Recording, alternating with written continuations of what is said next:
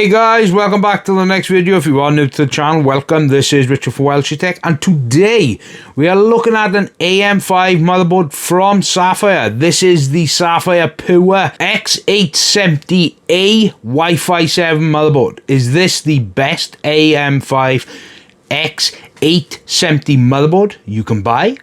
Let's find out. Okay then, so before we get into any of the specs, this is what actually comes in the box. You get quick installation guide. You do actually get like a layout of all of it. It tells you the overall debug LED, FUSB speaker, front panel, RGB. Then of course then you've got the module notice. You get two SATA or SATA cables. One, they're both normal, just straight cabled.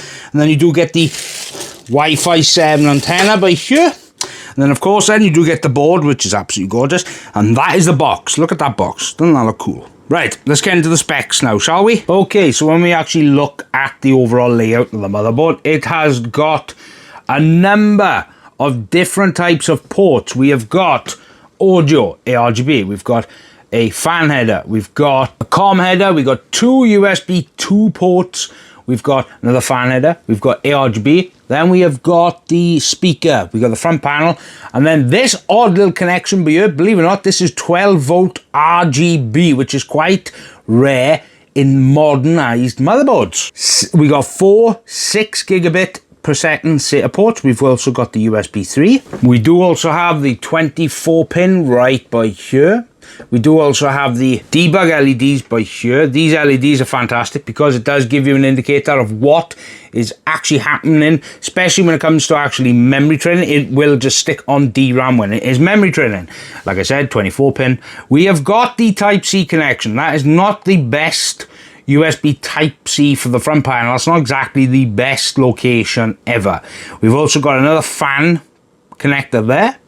We've got another ARGB connection. We've got another header for pump, and then we've got this one, which is an SDA-GND. I'm assuming that's another header for something.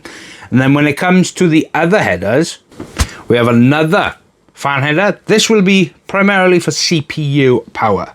Now, this by here, these are the 8-pin ports, or 8-pin connectors. This would be for specifically for CPU power, two 8-pin connectors. Of course, when it comes to the actual sockets, the socket, well, this is AM5's latest platform, which is X870, so it does support Ryzen 7000, 8000 and 9000 series CPUs. So when it comes to M.2 support, well, you do get an M.2 slot up here. This one will be for PCIe 5.0. Then you do get this one by here and this one by here at the bottom, which are PCIe Gen 4. As for actual heatsinks, well, you do get this one for the PCIe Gen 5.0 port, or the overall slot. This is a very chunky heatsink. You do get this big one by here, which would be, looks like more of a dual one, but this is actually the Glacier Shield. This looks absolutely gorgeous. And then you get this one, which will go on the bottom slot. Look how gorgeous that looks. I think that looks absolutely gorgeous. Ooh, yes. So basically any M.2 you install in this will have plenty of cooling potential. Okay, so when it actually comes to the power phases, well, it does actually have quite a few, especially for the X870 motherboard. It actually has 16 plus 2 plus 1 phases of power with a robust heatsink cooling. Sapphire Pure Industrial Design in white. When it comes to the actual DRAM slots, well, there is 4, and this does hold up to 256 gigabytes of DDR5, memory speeds up to 8400 mega transfers per second. That's obviously with an overclock, and obviously that is with XMP or an Expo. As for your graphics card or your capture card, well, the first slot on the top is actually PCIe 5.0 times 16, and then the one at the bottom is a PCIe 4.0 times 4 slot. And then, of course, we do get a PCIe 3.0 times 1. Right, when it comes to the actual rear I/O, well, the rear I/O does have one HDMI, one DisplayPort. It also does have an update BIOS button. It also has a USB 4 40GB Type-C interface with a USB 10 gigabit Type-A interface. It has 4 USB 5 gigabit Type-A interfaces. It has 2 USB 2.0 interfaces with a 1 RJ45 5G wired network interface with 2 Wi-Fi 7 antennas and also 6 audio jacks. Okay then, so this is the BIOS. As you can probably notice, the actual difference between this one and the other one I've previously reviewed from Sapphire is pretty much nothing. The overall layout is exactly the same. You've got devices, common, you've got storage, power, TPM, security, then you've got overclock, which can obviously set the overall voltage adjustments, the frequency. You can do the VRM throttling, the peak current control. You can even do the PPO settings, which obviously you can see I've got enabled. This one now you can actually do advanced, you can disable or auto. You've got the memory one channel by here, which you obviously, that's where you actually adjust the channel yourself. You've got memory timings, you've got the voltage. Then you've got status. What this is, essentially, this will just tell you what of the states of your CPU, what the TDP is, the L3 cache, the overall memory speed, and then obviously you've got fan control, which is settings. You've got the boot settings by here. Then you've got tools. This is probably where you're gonna actually load this is where you load things like boot override. You'll also save your profile, especially if you do any overclocking. And then obviously fan control, and here are the overall ones. You can do all the way up to 5, that looks like it there, but obviously you can enable it when it comes to alerts and so forth. But when it comes to the actual BIOS, it's very similar to the B850 motherboard from Sapphire. Exactly the same, even the software is the exact same, so that's pretty much it for the BIOS.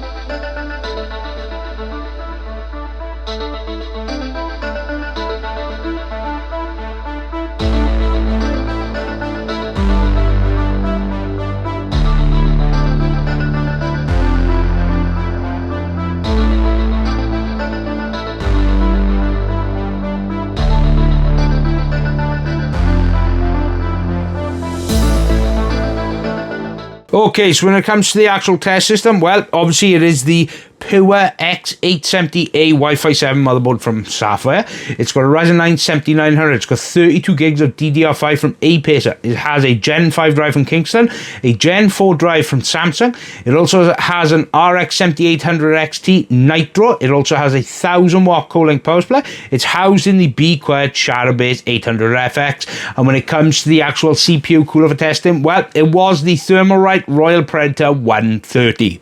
Now, when it comes to the actual testing, I've done 3 different types of tests. I've done actually 2 gaming benchmarks. I've done one at 1080p and one at 1440. Then I've done PCMARK 10 as well as CINEBENCH R24, just to give you a rough idea of how this goes. And when it comes to the actual performance, when it comes to PCMARK and CINEBENCH R24, I will be putting it head-to-head with the B850 from Sapphire that I did previously.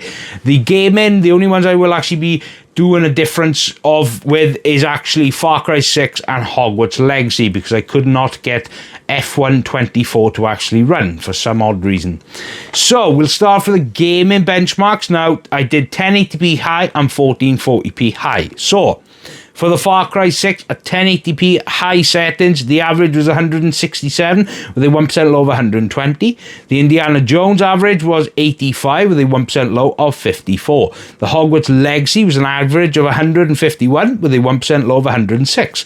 The 1440p high settings, Far Cry 6 was an average of 154 with a 1% low of 110. The Indiana Jones was an average at 68 and a 1% low of 56. And as for Hogwarts Legacy, the average was 97 with a 1% low of 86 frames. Now, when it comes to PCMARK 10, obviously it just gives you as actual scoring. So when it comes to the essentials, it's 10,614. The productivity is 17,765, and then the digital creation content creation was 19,376 with an overall score at 11,042. When it comes to the CINEBENCH R24, well, the multi-core score was 1,619 with a single core score at 117. Now, what I'm going to do right by here is actually show you how much this performs when it comes to the B850, because I did the B850, the similar test to this with PCMARK and CINEBENCH. Now, the gaming, like I did say, I couldn't get F124 to actually run on this particular platform. There's something to do with my EA account or something, so that's not actually down to the motherboard. But what I will do is I will put Far Cry as well as Hogwarts Legacy in here to show you a difference, because it is actually an FPS difference as well as the PCMARK 10 difference. There is a difference in the scoring as well as CINEBENCH R24, which is quite boggling, but I understand why, because this is a more of a premium product. So make sure you continue to watch. This is where the graphs will show. Okay then, so what do I actually think of this motherboard? Well, first of all, what I will say is this is an absolute gorgeous motherboard. This is all white PCB. It's got a silver accent. It looks absolutely amazing. I really do love the color scheme. I think the white and the overall, like the silver color, the accent looks really, really nice on this motherboard.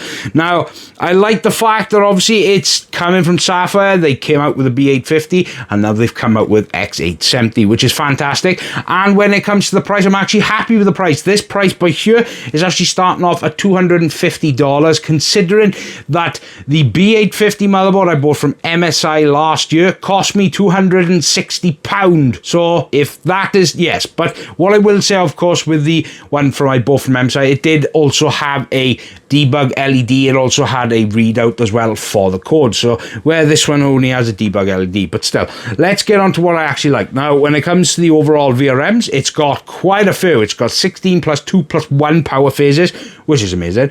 256 gigabyte DDR5 at 8400 mega transfers per second. That is nuts.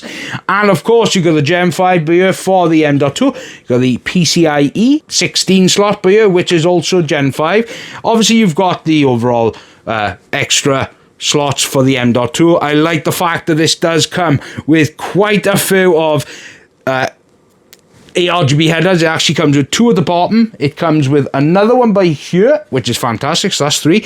But it also comes with a RGB 12 volt connect RGB, which is the old standard, which is quite odd, especially this day and age. But I like the overall layout of the motherboard.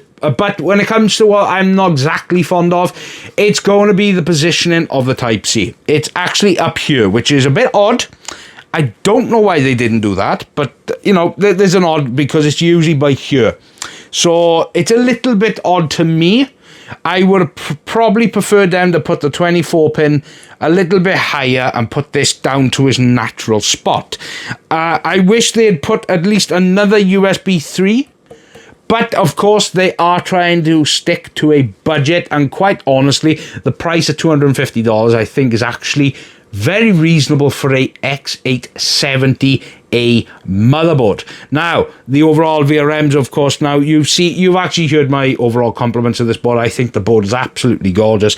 I generally like white products, and quite honestly, they've outdone themselves. Now, when it comes to whether you should buy it or not, well, if you're looking for... This isn't a budget board by any means, because X870 motherboards, they start off from the 150 all the way up to like the £1,000 motherboards from MSI, like the godlike motherboards. This, I would say, is more the middle range. I think for the overall price of $250, which you get the Wi-Fi 7, you get Gen 5, you get the PCIe Gen 5 as well for your graphics cards, as well as M.2. And then, of course, it does come in a lovely color. I really am glad they sent me the Pure, because a white PCB is fantastic. So when it comes to actual white builds now, I've got a motherboard to actually use for that. And that comes on to the actual conclusion. If you want to buy one, I will make sure to leave a link, because I really think that Sapphire are really starting to push themselves. They do fantastic graphics cards, and that's not just me saying it because they send me them. That's me because I personally own the 7800 XT Nitro. I bought that myself due to the fact that it was the best AMD card when I bought it, and I still believe the Nitro Plus versions of their cards are the best AMD cards on the market. Whether you agree with me or not, that's really going to be up to you, but my opinion on Sapphire graphics cards is the Nitro versions are definitely the best versions of any AMD card you can buy. That's from anyone. Asus, Gigabyte does them, PNY, whoever does them, then Sapphire have the best graphics card. But I really like the fact that they're starting to get into the high-end motherboard game. Now, they do have a different motherboard. They do. I'm sure they're going to probably bring out the Nitro Plus. I don't know if that's yes or no. They haven't actually said that to me, so I wouldn't really know. But I think it's a fantastic value for what you're actually getting. And if you agree, let me know in the comments down below.